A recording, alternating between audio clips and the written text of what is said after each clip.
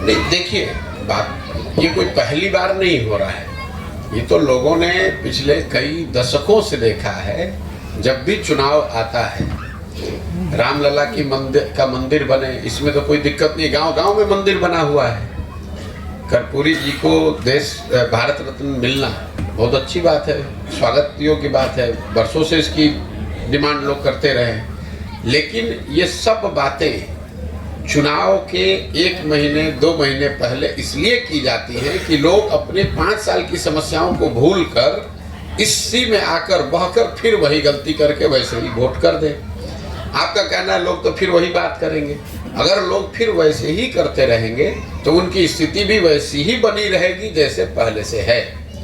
ऐसा तो है नहीं कि बिहार ने लालू जी का शासन नहीं देखा, कि नीतीश का नहीं देखा, कि मोदी का नहीं देखा।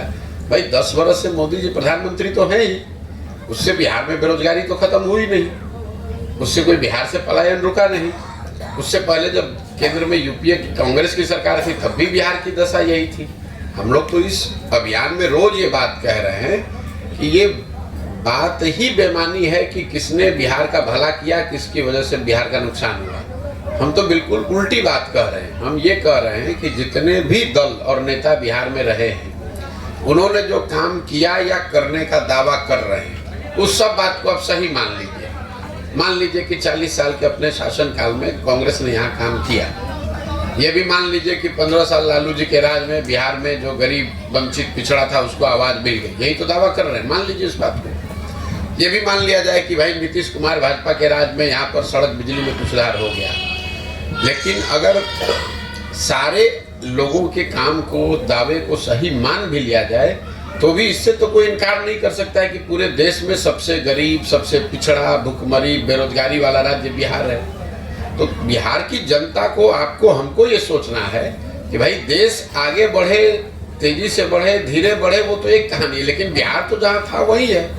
आपके बच्चे 20 वर्ष पहले भी जा रहे थे मजदूरी करने, 20 वर्ष पहले वो पंजाब और हरियाणा जा रहे थे, आजकल वो तमिलनाडु और तेलंगाना में जा रहे हैं, गुजरात में जा रहे हैं नौकरी करने। फर्क इतना ही पड़ा है। बिहार से जाने वालों की संख्या तो उतनी ही है, बिहार के लोगों को रोजगार नहीं है। ये तो 20 वर्ष पहले भी सत्य था, आज भी सत्य है।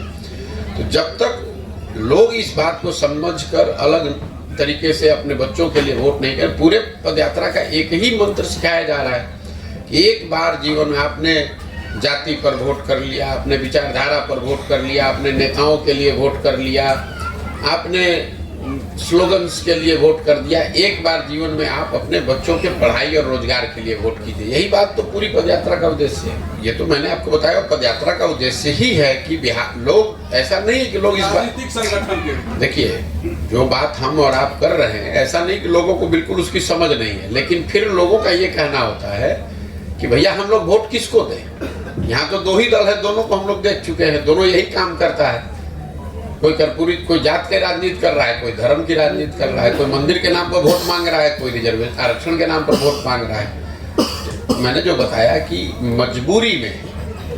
मजबूरी में लालू के डर से भाजपा और भाजपा के डर से लालू को वोट न देना पड़े, उसके लिए आपको नया विकल्प बनाना पड़ेगा। तो जन स्वराज का एक उद्देश्य वही है कि बिहार के लोग जो चाहते हैं कि नया दल बने, वो सब लोग मिलकर दल बनाए, उनकी हम बनाने में मदद कर रहे हैं।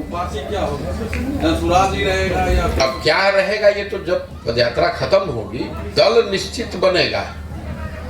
दल का नाम क्या होगा, उसका स्वरूप क्या होगा, उसका संविधान क्या होगा, उसका नेता कौन होगा, उसका झंडा क्या होगा, ये बात तो जो लोग मिलकर बनाएंगे वो तय कर लेंगे कि इसका नाम जनसुराज रहेगा कि कुछ दूसरा रहेगा, इसका संविधान कैसे बनेगा, इसका नेता कौन होगा, इसको चलाया बनाया कैसे जाएगा। जो लोग मिलकर बनाएंगे वो इतनी अपनी समझ से उसको ठीक करेंगे। उसमें हम 10 वर्ष तक, जिसको जो शब्द प्रयोग आप कर रहे हैं चुनावी रणनीतिकार, वो काम हमने 10 वर्ष तक किया है और डंके की चोट पर किया है। पूरे देश में अपने काम, अपनी बुद्धि, अपने परिश्रम से अपना बिहार के लोगों का झंडा बुलंद किया है।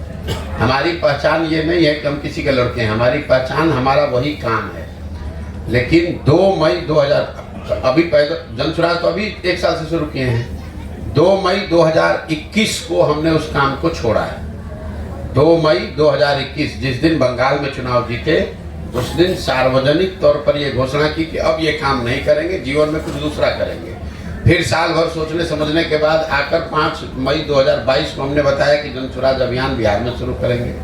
2 अक्टूबर 2022 से हम यहीं पर रोज गांव में चल रहे हैं और आप हमको आंध्र प्रदेश में देख रहे हैं, तो आपकी यहाँ से जो दूरदृष्टि है वो आपकी बहुत चर्चा है। सुन, अरे भाई चर्चा, वही तो चर्चा का जवाब आपको दे रहे हैं। हम बैठे हुए हैं बेगूसराय में, आप लोग बेगूसराय के पत्रकार हैं, पिछले 30 दिन से हम बेगूसराय में हैं कि आंध्र प्रदेश में। वो आप, अगर आपको ये नहीं दिख रहा है तो चर्चा को आप किस आधार पर सवाल कर रहे हैं?